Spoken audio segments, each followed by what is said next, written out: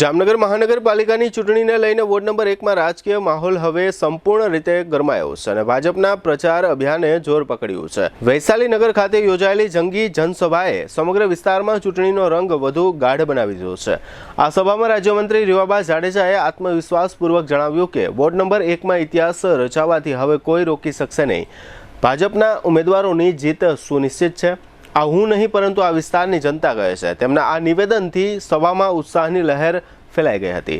રીવાબા જાડેજાએ વધુમાં પ્રજાને વચન આપ્યું કે ભાજપના ઉમેદવારો વિજેતા બનશે તો વોર્ડ નંબર 1નું સંપૂર્ણ રૂપાંતર કરવામાં આવશે અને તમામ સમસ્યાઓને શૂન્ય સુધી લાવવામાં આવશે। તેમણે સ્પષ્ટ કહ્યું કે આરોગ્ય, શિક્ષણ, સફાઈ, રસ્તા અને પાણી જેવી પાયાની સુવિધાઓને સર્વાંગી રીતે વિકસાવવામાં આવશે। વોર્ડ નંબર 1માં ભાજપે ઉદ્યોગપતિ અમરભાઈ મહેન્દ્રભાઈ મોદી, એડવોકેટ ઇસ્માઇલભાઈ માણેક, જરીનાબેન હાજીભાઈ સુંભાડિયા અને સારાબેન ઉમરભાઈ ચમડિયાને મેદાનમાં ઉતાર્યા છે। ચારેય ઉમેદવારોને ઘરે ઘરે અને આ વિસ્તારમાં ઉમળકાભેર આવકાર મળી રહ્યો છે, જે ભાજપ માટે મજબૂત જનસમર્થન દર્શાવે છે।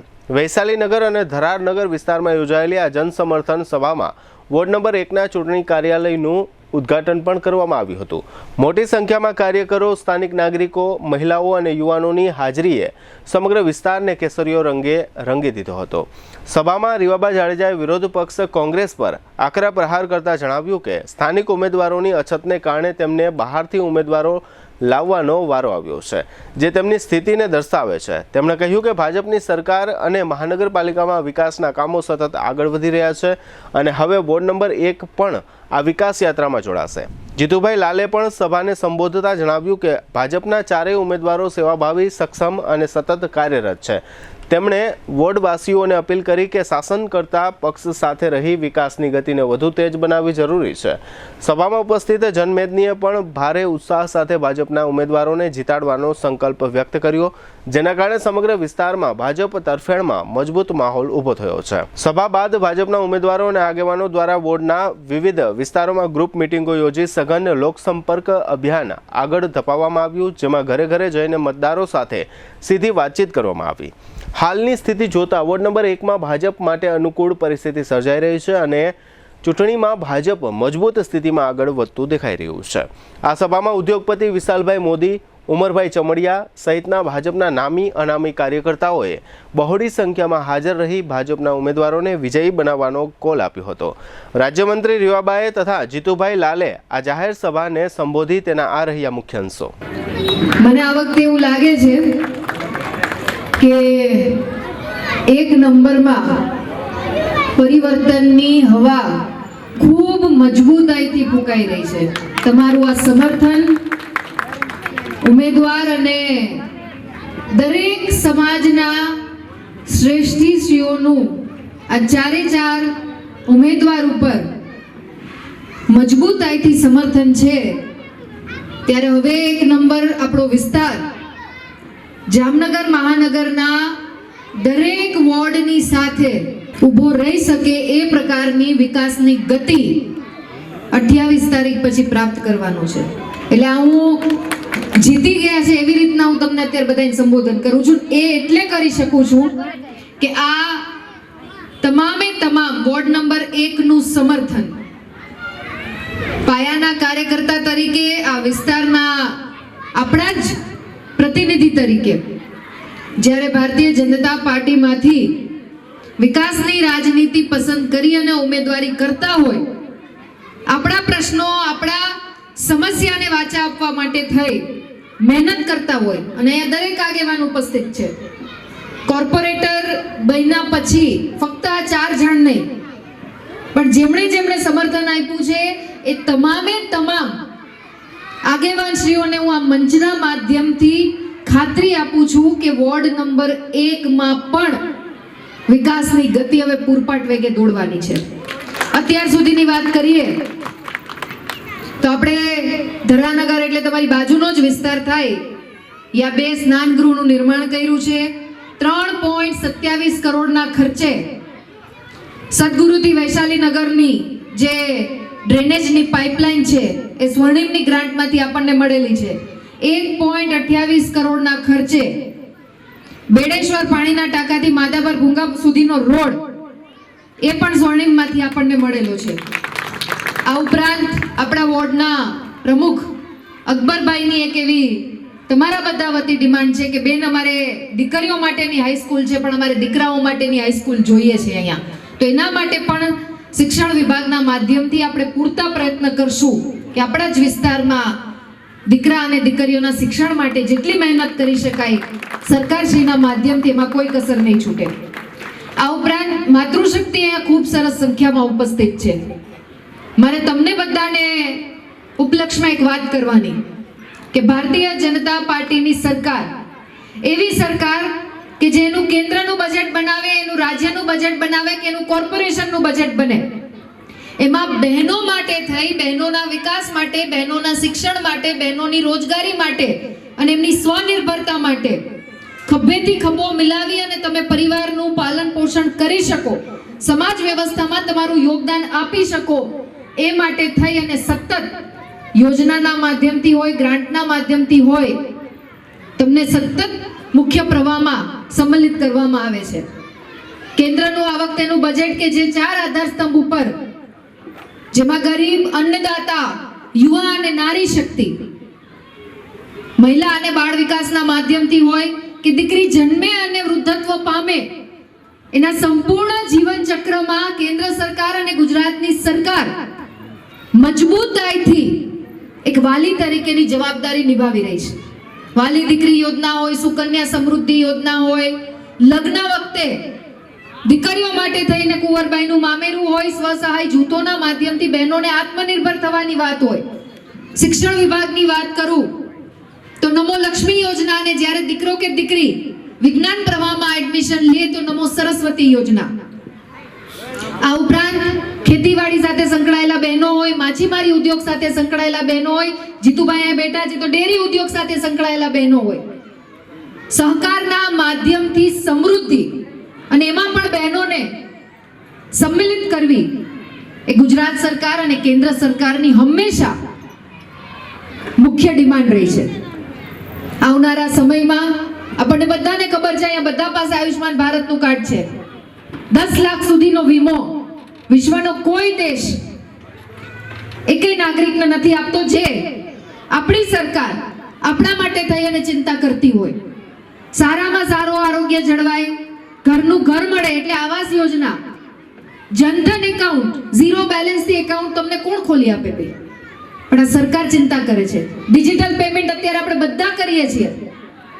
હવે બહુ ઓછા લોકો રોકડામાં વ્યવહાર કરે છે. લારી હોય, નાની મોટી દુકાન હોય, નાના મોટા ઉદ્યોગો સાથે સંકળાયેલા હોય, ડિજિટલાઇઝેશનમાંથી આપણે આપણા દેશને અત્યારે નંબર 1 બનાવી ચૂક્યા છીએ. તમામે તમામ તક હોય, વિકાસની વાત હોય, કનેક્ટિવિટીની વાત હોય, આપણું બેડી પોર્ટના ડેવલપમેન્ટની વાત હોય, માછીમારી ઉદ્યોગને પ્રોત્સાહન આપવાની વાત હોય કે જામનગરને ટિયર 3 થી ટિયર 2 કેટેગરીમાંથી આગળ વધારવાની વાત હોય. રિવરફ્રન્ટ પ્રોજેક્ટ આવી ગયું, નવું બસ સ્ટેશન આવી ગયું, આપણી જીજી હોસ્પિટલનું નવીનીકરણ આવી ગયું.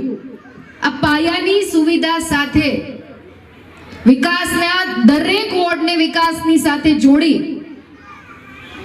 અને જામનગરને આગળ વધારવાની વાત છે.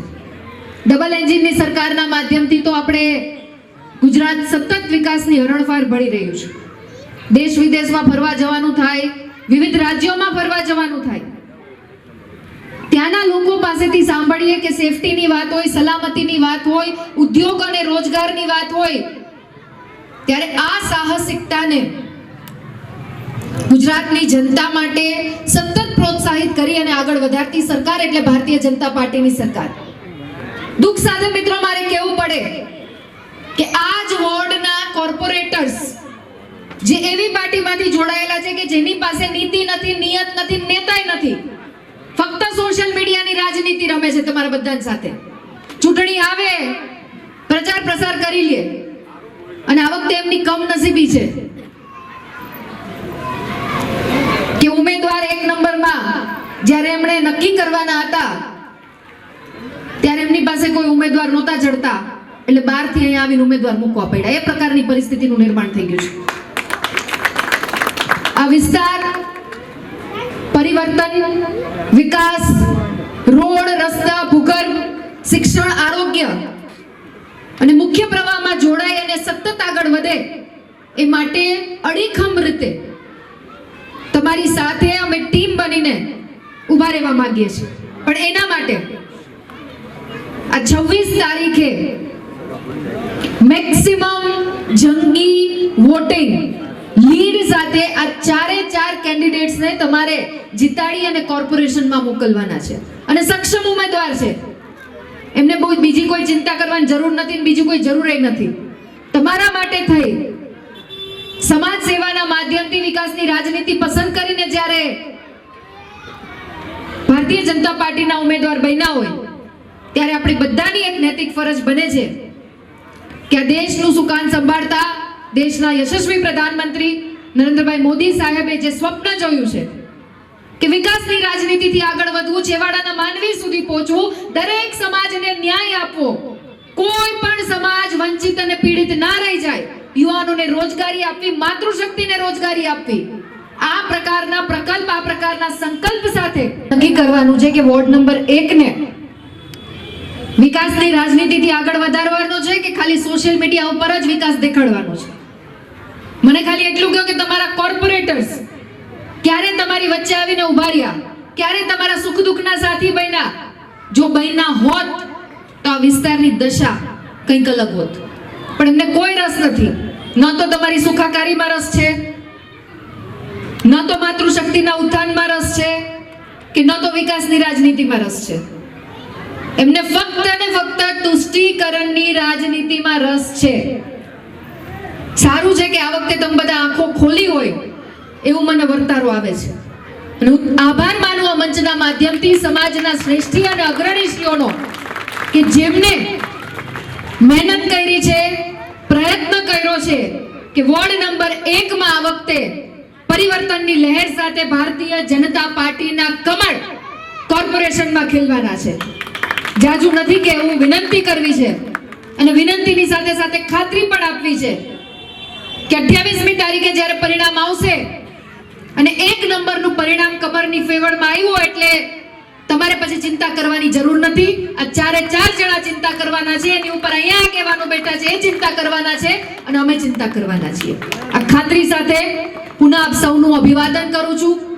આપ સૌને ઉનાળાનો સમય છે, વહેલામાં વહેલું મતદાન આપણા વિસ્તારમાંથી થાય અને કમળના બટન ઉપર આપણે આ ચારે ચાર ઉમેદવારને મત આપીએ અને વિજયી બનાવી અને જંગી લીડ સાથે કોર્પોરેશનમાં મોકલી અને આપણો અવાજ બુલંદ કરીએ એ જ અભ્યર્થના સાથે પુનઃ આપ સૌનું અભિવાદન કરી વિરમું છું. ભારતીય જનતા પાર્ટીની સરકાર હોય ત્યારે આપણે ચારેય આપણા કમળ એ ભારતીય જનતા પાર્ટીના ખાતામાં દઈ અને આ વિસ્તારમાં સલામતી, સુખ શાંતિ અને વિકાસના અને આરોગ્યના સારા કાર્યો કરવાના છે. એ કાર્ય માટે તમારી 26 તારીખે એક દિવસની ફરજ છે કે ભારતીય જનતા પાર્ટીના ઉમેદવારને વોટ આપી અને જંગી બહુમતીથી જીતાડો. આપણે સૌ સાથે રહી અને આ વોર્ડનો વિકાસ કરી એટલી જ આશા સાથે મારી વાત પૂરી કરું છું.